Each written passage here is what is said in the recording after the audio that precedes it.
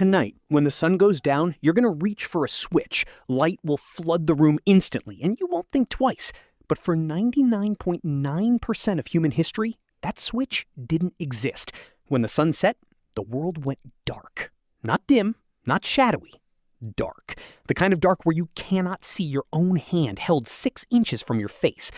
Modern humans have almost never experienced this.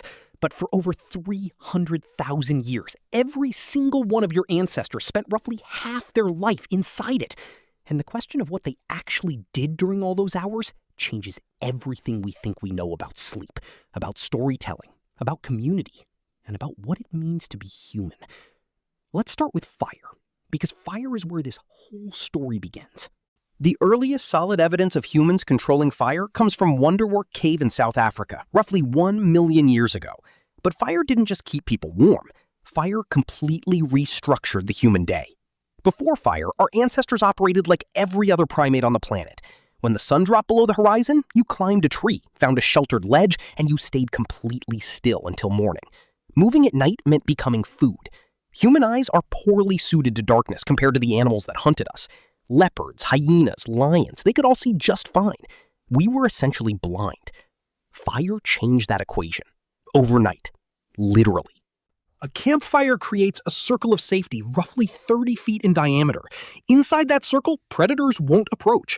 Outside that circle, you are vulnerable in ways that are difficult for a modern person to fully comprehend. Anthropologists studying contemporary hunter-gatherer societies have documented that individuals who wander beyond the firelight at night face dramatically higher risks of predator attack, even in the modern world, even today. But here's the part nobody thinks about. Fire didn't just protect people from the dark. It gave them something they had never possessed before in the entire history of the species. Extra hours. Before fire, the useful day ended at sunset. That's roughly 12 hours in summer, as few as 8 in winter. Fire suddenly added 2 to 4 usable hours to every single day. And over thousands of generations, those hours changed us in ways that are still shaping your life right now. In 2014, anthropologist Polly Wiesner published a landmark study in the Proceedings of the National Academy of Sciences. She had spent years recording conversations among the Juhansi Bushmen of the Kalahari Desert, one of the last groups on Earth still living something close to the original human lifestyle. What she found was striking enough that it rewrote how researchers think about the origin of human culture. During the day, about 80% of conversations were practical.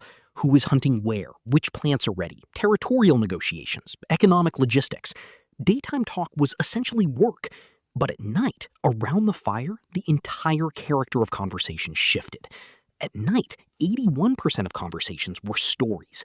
Tales about people in distant places, adventures, myths about the origins of the world, jokes that made the whole camp laugh until people were bent over in the firelight. Wiesner argued that firelit conversation is where human culture was born. The campfire was the original theater, the original classroom, the original church. It is where humans first learned to think beyond the immediate present, to imagine things that don't exist yet, to build shared worlds out of nothing but words and a shared flame. It is where we became us. But the night wasn't only about stories. There was something else happening during all those dark hours. Something scientists only rediscovered in the last 30 years. Something most modern humans have completely lost without ever knowing they had it. You were not designed to sleep the way you sleep right now. In 2001, historian Roger Eckerch published a paper that genuinely changed sleep science. He had spent 16 years digging through historical records, and he found something nobody had expected. Over 500 references spanning centuries. Prayer books from the 1400s, court records, personal diaries, medical texts, letters written by ordinary people, even passages in Homer's Odyssey. All of them mentioned the same thing: first sleep and second sleep. Before the industrial age, people did not sleep in one continuous block. They went to bed shortly after sunset, slept for roughly 4 hours, then woke up. They stayed awake for 1 to 2 hours in the middle of the night. Then they went back to sleep for another 4 hours until dawn. This wasn't insomnia. This was the normal human sleep pattern. This was how every person on the planet slept for thousands of years. And what did people do during that wakeful window in the middle of the night? Everything. A 16th century French physician recommended that couples conceive children during this period, arguing they would do it better. People visited neighbors. They interpreted their dreams while the images were still fresh. They wrote by candlelight. They simply lay in the dark and fought. A doctor's manual from the 1500s advised patients that the best time for study and reflection was during the watch, the quiet hours between first and second sleep, when the mind was calm and the world was absolutely still. Historians had been reading these references for centuries, but they kept translating first sleep as something else because they couldn't imagine that people had ever slept differently than they themselves did. The assumption was so deep that scholars literally mistranslated ancient Greek and medieval Latin to make the sources fit their modern experience of a single nightly block. Then, science confirmed what history had been recording all along. In 1992, psychiatrist Thomas Ware at the National Institute of Mental Health ran a controlled experiment. He took a group of volunteers and removed all artificial light from their lives. For 1 month, they experienced 14 hours of darkness every night, approximately what our ancestors would have experienced before fire began extending the evening hours. Within weeks, every single participant settled into the same pattern: 4 hours of sleep, 1 to 3 hours of quiet wakefulness, then 4 more hours of sleep. Nobody told them to do this. Nobody suggested it. Their bodies simply did it, as if some ancient program had been sitting dormant inside them the whole time, buried under centuries of electric light. Ware measured their hormone levels during the wakeful period and found something that stopped him. The participants were in a state unlike any normal waking state. Their brains were producing elevated levels of prolactin, the same hormone released during meditation and in the period after orgasm. They described feeling peaceful, reflective, profoundly calm. It wasn't just a gap in sleep, it was its own distinct state of consciousness, one that most people alive today have never once experienced. So what killed it? The answer is almost insultingly simple: light. In the 1600s, European cities began installing street lamps. Paris was one of the first, under Louis XIV, who wanted to reduce crime in the streets at night. London followed. The night, which had been a place of genuine danger for the entirety of human history, slowly became navigable. Then came cheaper candles, then gas lamps in the 1800s. Then, in 1879, Thomas Edison commercialized the electric light bulb. And within a single generation, the night as humans had known it for 300,000 years was gone. Here is the part nobody talks about. The word curfew comes from the French couvre-feu. It literally means cover fire. In medieval towns, a bell would ring at nightfall, signaling everyone to cover or extinguish their flames, not because of fire safety, because night was supposed to be dark. Night was the time for sleep. Night was when you were vulnerable. For most of recorded history, being outside after dark was considered suspicious. In many medieval European cities, walking the streets at night without a lantern was literally illegal. Night belonged to criminals and to things people feared deeply. And then we conquered it.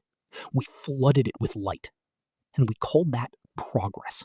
But here is what we actually lost. Modern humans are exposed to artificial light an average of 7 to 8 hours after sunset. This light, and especially the blue light emitted by screens, suppresses your body's production of melatonin, the hormone that regulates sleep onset.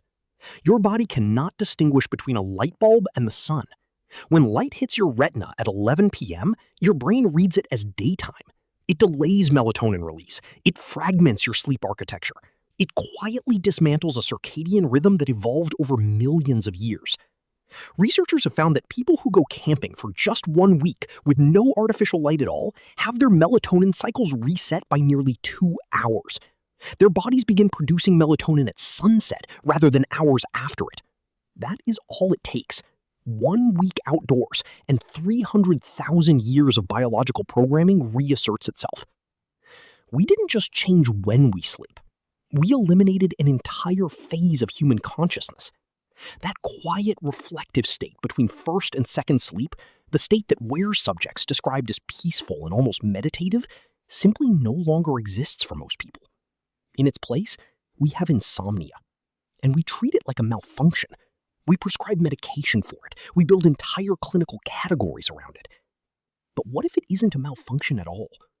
What if waking up at 2 a.m. and lying there in the dark isn't your body breaking down? What if it's your body remembering exactly what it was built to do?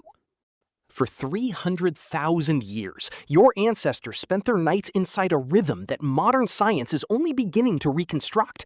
They gathered around fires and told stories that built civilizations out of nothing but shared imagination. They slept in 2 phases, with a window of quiet reflection between them. They lived inside darkness, so complete that the Milky Way wasn't something you drove to a national park to see. It was simply the sky. Every night, without exception. And every night, when they woke between first and second sleep, they lay there in the stillness and thought about their lives, their dreams, the hunt planned for morning, the person they loved, the story someone told around the fire that they couldn't stop turning over in their mind. We traded all of that for a light switch. And most of us never even knew it was gone.